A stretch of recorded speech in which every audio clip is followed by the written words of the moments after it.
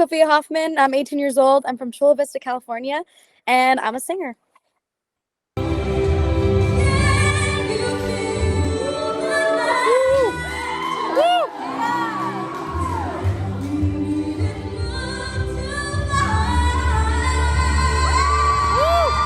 Recently on The Voice, correct? Yes, I was. Tell us about yourself, where you went to school and where you were raised. So I went to school, I went to Olympian High School, and I was born and raised in Chula Vista. I've been there all my life. And then I moved up to Northern California, to Chico, California for college. So I'm currently at Chico State University. It's going great. But yes, Chula Vista is that's my place. So how long have you been singing? I've been singing since I was, 3 years old, 4 years old. I remember there was a certain time where obviously I thought I could sing and I really couldn't, but I grew into it. I leaned with it and I really ran with it. So like I had a friend also that loved singing, and he would sing in the house, in the shower. He would sing any opportunity that he had. He would always be singing. Was that something that you would do as well? Yes. Oh my gosh. I was singing everywhere. I started off actually performing little skits for my family. So I would come to the family dinner with a song already written or a play already. I rehearsed it probably already. And I actually have footage too, which is crazy. Open close that door. Didn't know they did that anymore. Who knew we don't need thousands of that place? I did a lot of that at home with my family. I think that really helped build my character and how to perform, especially in front of people who I knew supported me either way, even if I messed up or said something kind of weird. I also did that. I also sang the national anthem for my high school graduation.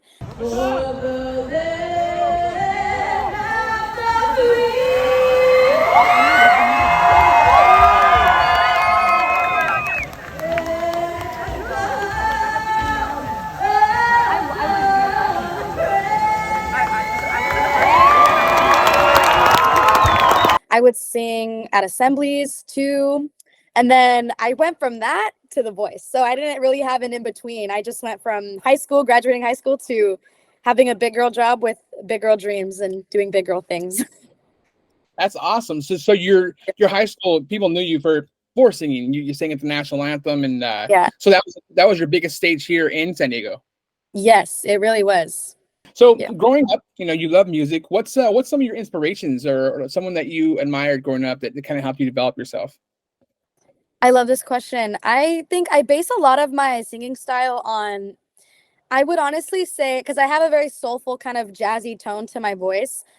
Beyonce really inspires me in terms of performance style and just how she carries herself as a high value woman with this class, and she's just incredible. But I also really love Tori Kelly. I think her style of her riffs and her runs and the certain places that she does them is incredible too. But definitely those two women for sure have inspired me as an artist. So you sing both in English and Spanish? Yes, I do. The song that you sang was Amor Eterno on The Voice. Yes. That was awesome, by the way. Thank you. I was going through the comments on the YouTube, and people were saying, "Oh my gosh, she's so amazing! It's such a hard song to sing." And some people were saying something about, maybe if she would have sang a different song or a American song, because the judges were American.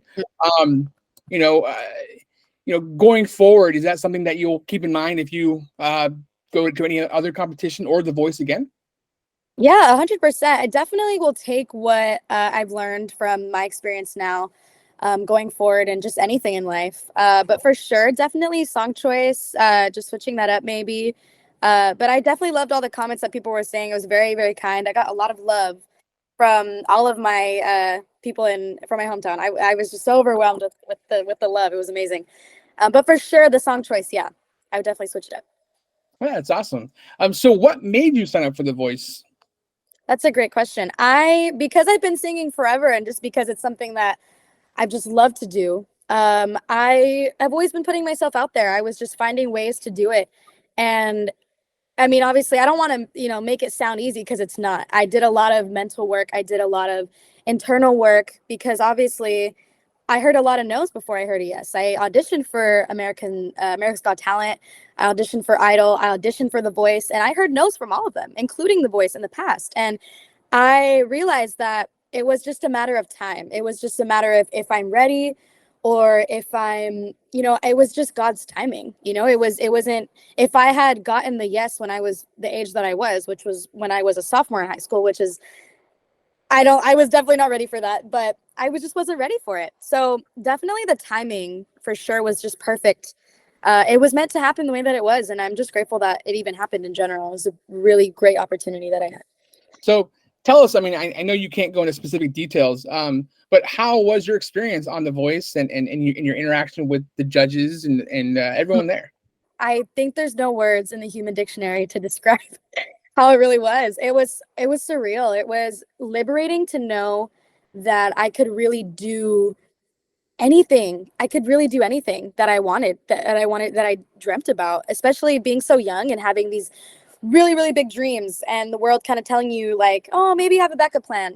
Like I grew up with that. I grew up with, some even, people around me just saying, well, make sure you have a backup plan, like just in case. But I mean, it was so liberating to know that I could do it regardless and just get up on that stage. And the coaches were amazing, so kind, so sweet. It was incredible. When they say your name, you're like, oh my God, you know my name. Like it's kind of crazy.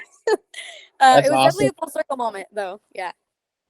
Now, being there with the, waiting there, I'm pretty sure there's times where you're waiting. Did you create any connections or bonds with any of the other singers there?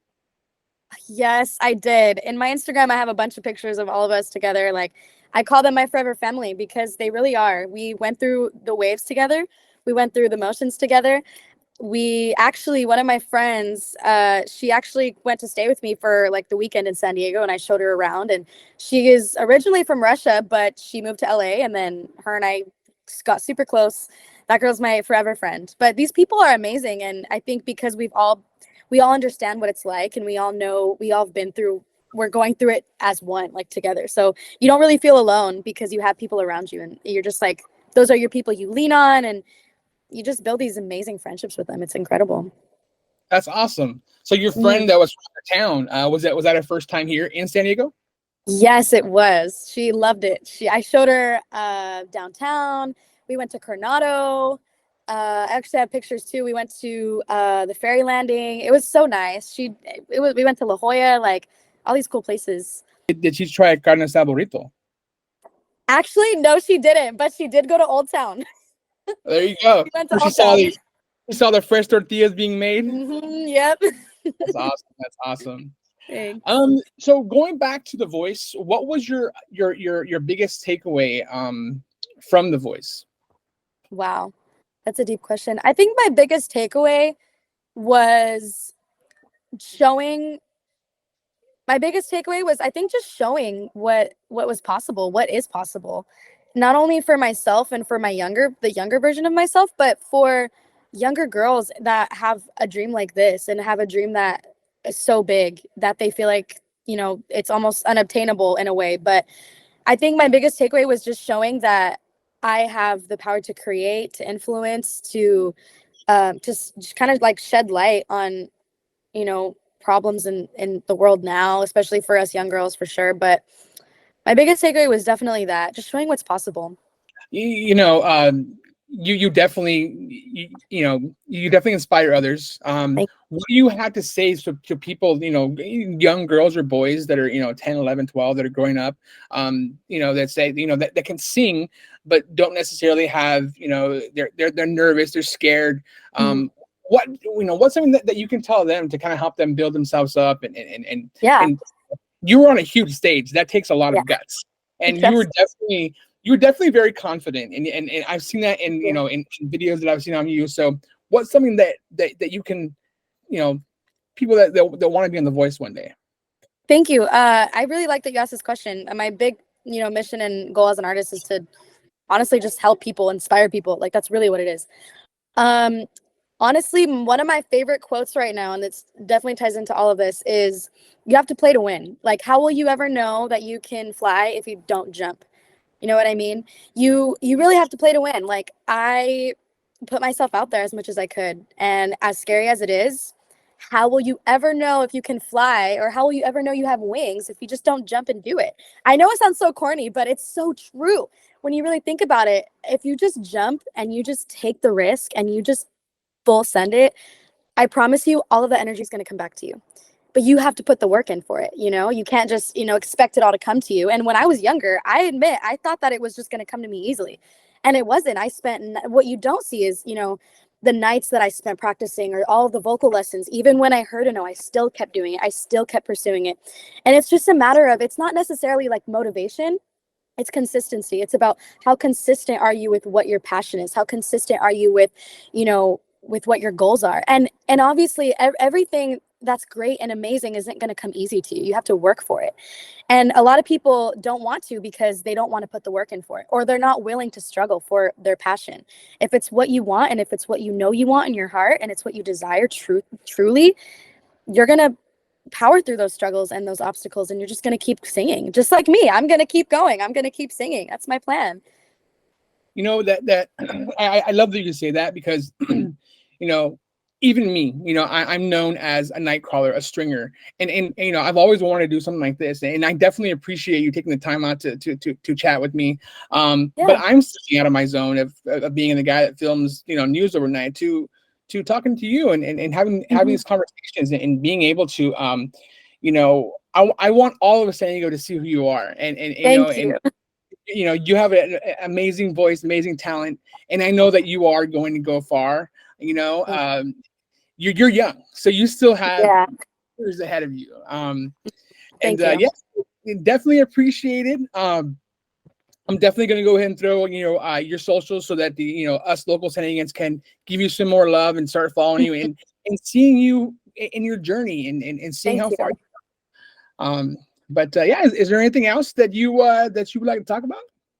I just want to say thank you. A big thank you to San Diego, and a big thank you to Chula Vista for the love, and just having you guys, like, representing you guys. Like, it's such an honor to be representing Chula Vista and just San Diego in general. Like, gosh, we're so amazing. Like, we're such a community. We're such a family. So I'm so honored, and I just want to thank you for the love.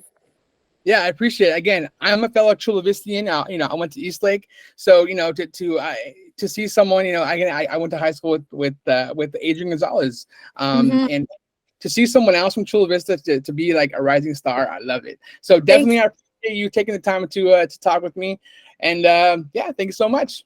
Thank you.